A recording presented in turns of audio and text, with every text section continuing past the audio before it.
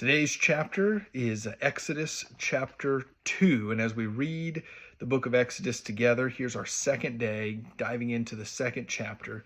And while chapter 1 was all about setting the stage, chapter 2 kind of builds on the drama and seeing Moses fleeing for his life and running away, see how he meets his wife. How he starts his family and how he really settles in Midian, kind of doing his own thing. He's left his old life in Egypt behind, and his focus is now on Midian and what's going on in Midian with his own personal family.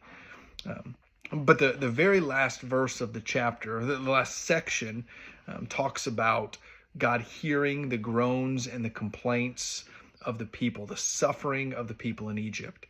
And I really love in chapter 2, verse 25, the last three words in the English Standard Version that I'm reading from it. It says, God saw the people of Israel, in the last three words, and God knew.